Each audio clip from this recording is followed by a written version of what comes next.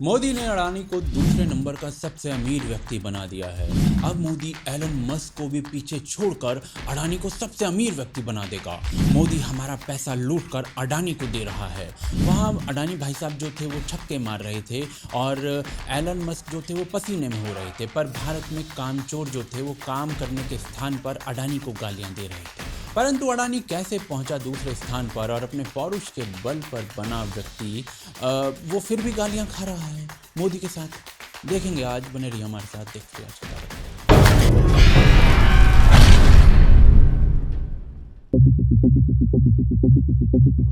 तो जी सबसे पहले तो सूचना क्या थी वो देख लेते हैं। 7 सितंबर को गौतम अडानी तीसरे नंबर का सबसे अमीर व्यक्ति बन गए थे। बाकी पूरी लिस्ट जो है वो आप देख सकते हैं, सब अमेरिका से ही हैं, तो कितने खुश होंगे ये भाई साहब इस उपलब्धि से, वो आप सोच लीजिए। पर बंदे ने एक और छलांग मारी आज, और जेफ बेजोस हमारे अमेजोन वाले काका जो हैं और रिटेल मार्केट वाले फ्रेंच चाचा बर्नार्ड अर्नोल्ट दोनों को पीछे छोड़ दिया और दूसरे नंबर के सबसे अमीर व्यक्ति बन गए। केवल एलन मस्क जो हैं वो उनसे पीछे।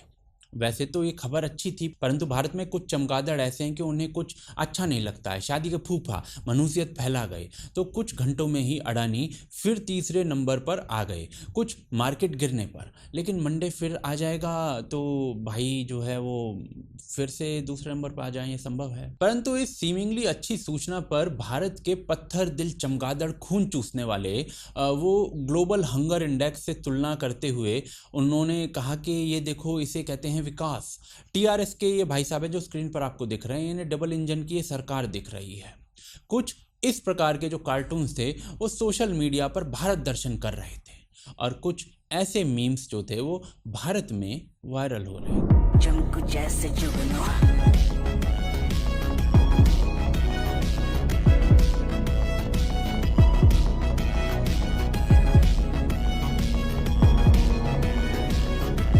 है वैसे गुड वर्क, परंतु बात फिर वही है कि एक अच्छी लगने वाली सूचना पर इतनी मनहूसियत भाई कौन फैलाता है, बताइए कौन फैलाता है। पर यहाँ काम है ये कुछ लोगों का, है ना, उनका पेट ऐसे पलता है। परंतु अडानी दूसरे नंबर के सबसे धनी व्यक्ति कैसे बने, ये भी एक कहानी है, वो बताता हूँ आगे। तो जी अडानी के पास आज जो है $155 बिलियन से ज़्यादा का माल हो गया है। यदि इसका मूल्यांकन करें तो इसका प्रारंभ 1988 से हुआ था, एक कमोडिटी ट्रेनिंग के बिजनेस के रूप में, जिसका इंपोर्ट 1992 में आते आते 100 मीट्रिक टन से 40,000 मीट्रिक टन से अधिक हो गया था। पर असली खेल शुरू हुआ एक्सपेंशन से।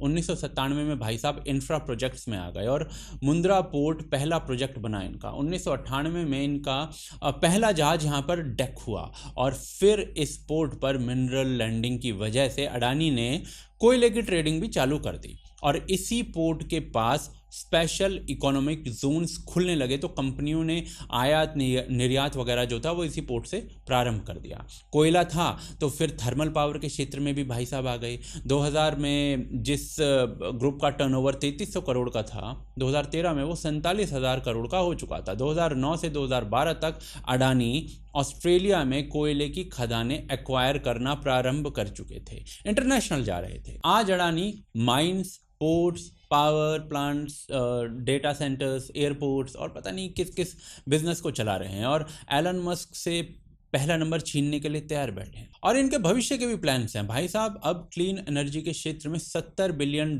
इन्वेस्ट कर रहे हैं, केवल भारत की खपत के लिए नहीं, बल्कि भारत से साफ एनर्जी बाहर भेजने के लिए, एक्सपोर्ट करने के लिए। परंतु फिर भी गाली क्यों खाते हैं, वो आगे देखते हैं। तो जी प्रश्न ये था कि अडानी भाई साहब को गाली क्यों दी जाती है, तो उसका एक कारण है, भारत में स्वाधीनता से ही एक पॉलिटिकल कल्चर रहा है। नेहरू जी जो थे हमारे, वो प्रॉफिट शब्द को ही गलत कहते थे। इंदिरा गांधी जी जो थी वो उद्योगपतियों पर 90% से अधिक का टैक्स लगा देती थी, सारा पैसा निचोड़ने के लिए, और इसी कारण जो कम लोग थे वही बिजनेस करते थे। चुनाव के समय नारे लगते थे, आधी रोटी खाएंगे, इंदिरा को जिताएंगे। इस चुनाव में इंदिरा गांधी को जेल भेजने को कांग्रेस ने मुद्दा बनाया और नारा दिया, आधी रोटी खाएंगे, इंदिरा जी को लाएंगे। तो समाज का एम्बिशन जो था वो आधी रोटी था, और राजनेता का एम्बिशन था वो चुनाव जीतना था, जो वोट से जीता जाता है। और वोट तो अमीर और गरीब दोनों का बराबर होता है, तो अमीर को गाली दो, उसे खून पीने वाला कहो, यह समाजवादी सोच थी। और यही समाजवादी सोच जो है अभी ख़त्म नहीं हुई है। पहले टाटा और बिरला को गालियां पड़ती थी और अब अडानी और अंबानी को। कल को आप अमीर हो जाएंगे तो आपको भी पड़ेंगी, परंतु यह सब केवल चुनावों के लिए ही होता है। सूट बूट की सरकार बोलकर कुछ ब्राउनी पॉइंट्स बनाए जाते हैं, या फिर मोदी अडानी की गोदी में, या फिर वाइस वर्सा बोलकर पॉइंट्स बनाए जाते हैं। सत्य आगे बताता हूँ। सत्य आपको स्क्रीन पर दिख रहा होगा। ये रॉबर्ट वाड्रा जी हैं, अडानी जी के साथ दोनों मिलकर शायद पैसा कमाने की बात कर रहे हैं, जो कि अच्छी बात है। पर क्या इस मीटिंग से कांग्रेस वाले प्रसन्न हैं? राजस्थान सरकार 7,000 करोड़ से अधिक पैसा लोगों पर बिजली का बिल बढ़ाकर अडानी को चुका रही है, जो कि सही भी चीज़ है। परंतु यदि चुनावी बात करें तो आप क्या कहेंगे फिर इसे? राहुल गांधी 2021 में अडानी का धन बढ़ने पर इस प्रकार की राजनीति कर रहे थे, वो आप देख सकते हैं। जनता को एक प्रकार से भड़का रहे हैं वो। परंतु ये नहीं बताया उन्होंने कि अडानी 2011 में उनकी सरकार के समय में भी सबसे बड़े वेल्थ क्रिएटर बने थे। 2007 में भी अडानी सबसे अमीर भारतीयों की फोर्ब्स की लिस्ट में आए थे। तो ऐसा नहीं है कि 2014 के बाद अडानी जो हैं वो अमीर हो गए, वो पहले से ही अमीर हो रहे थे। ये इंदिरा जी के साथ धीरू भाई अंबानी है, और 2011 में मुकेश अंबानी कांग्रेस के समय जो थे वो सबसे अमीर आदमी बने थे दुनिया के। नीरा राडिया टेप्स के अनुसार मुकेश अंबानी ने लीक टेप्स में कहा था कि कांग्रेस तो अपनी ही दुकान जैसी है। बेसिकली वो कहना चाह रहे थे कि जैसा चाहेंगे वो तो वैसा कर देंगे। तो यही सत्य है। राजनेताओं के संबंध धनी लोगों के साथ रहते हैं, मोदी के भी हैं, पर उनके नाम पर इस देश में राजनीति भी होती है। निर्धन को 2 पल की खुशी मिल जाती है कि धनी को गाली दे दी, क्योंकि धनी व्यक्ति को उसका सबसे बड़ा दुश्मन बनाया जा चुका है।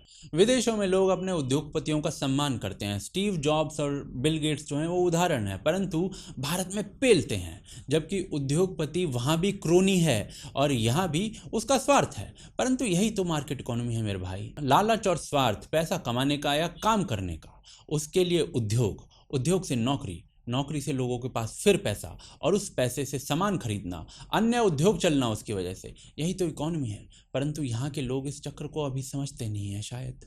एक अच्छी पहल के रूप में मोदी जी ने ये कहा था, हमारे देश में कुछ ऐसी गलत मान्यताओं ने घर कर लिया है, उन मान्यताओं से बाहर निकलना पड़ेगा।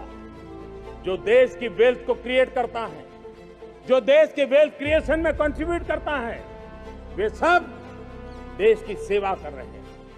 हम वेल्थ क्रिएटर को आशंका की नजरों से न देखें, हम उनके प्रति हीन भाव से न देखें। आवश्यकता है देश में वेल्थ क्रिएट करने वालों का भी उतना ही मान, सम्मान और प्रोत्साहन होना चाहिए, उनका गौरव बढ़ना चाहिए। और वेल्थ क्रिएट नहीं होगी तो वेल्थ डिस्ट्रीब्यूट भी नहीं होगी। अगर वेल्थ डिस्ट्रीब्यूट नहीं होगी तो देश के गरीब आदमी की भलाई नहीं होगी।